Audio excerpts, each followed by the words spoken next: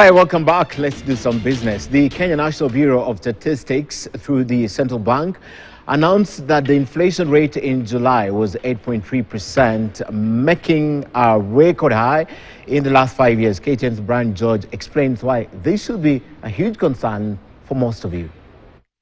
Kenya's inflation rate for July hit a record 61-month high of 8.3%, the highest reading since June of 2017, from 7.9 in June 2022.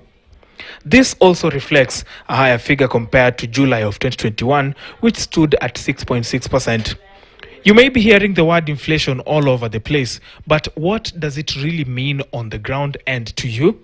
Simply put, inflation means too much money chasing too few goods. So in actual sense, inflation tends to devalue a currency, since inflation can be equated with a decrease in a money's buying power. As a result, countries experiencing high inflation tend to also see their currencies weaken relative to other currencies. In introspect, if you were to travel abroad, you may need to have more US dollars to afford your flight ticket than usual. Now, if inflation becomes too high, the economy can suffer. Conversely, if inflation is controlled and at reasonable levels, the economy may prosper. With controlled lower inflation, employment increases.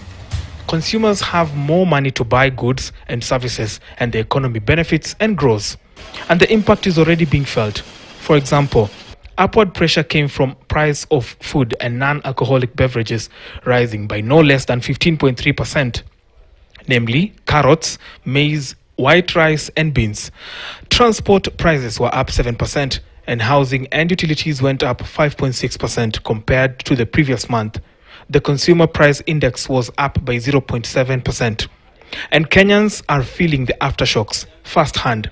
It's really affecting my business kwa sababu vitu zimepanda bei, like mafuta, unga.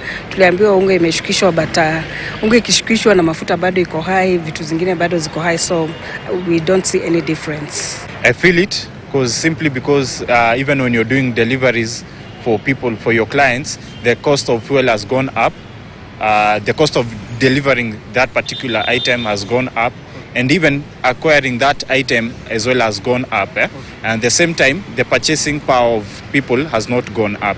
So sales zimeshuka at the moment, and I'm appealing to the government, at least iwache kutuchezea, at least it gets direct to the point.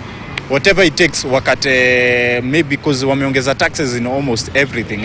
It doesn't make sense taxing Kenyans all the time. They need to work something out that haitafinyilia the government, haitafinyilia the Kenyans, and as well they'll benefit. At least we get to a common ground. With an imminent election in less than a week, economic jitters are being felt as more foreign investors shy away from bringing money to the country, an insecure business environment, and the global economic distress. However, in a reassuring speech, the central bank governor, Dr. Patrick Njoroge, says the inflation rate will not affect Kenya's economic growth projections of 5.4% this year.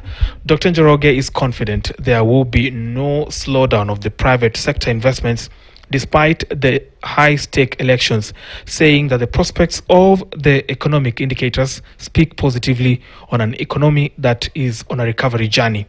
The CBK is now betting big on subsectors like manufacturing, accommodation and tourism and retail to drive economic activity. Brian George, KTN News, Nairobi.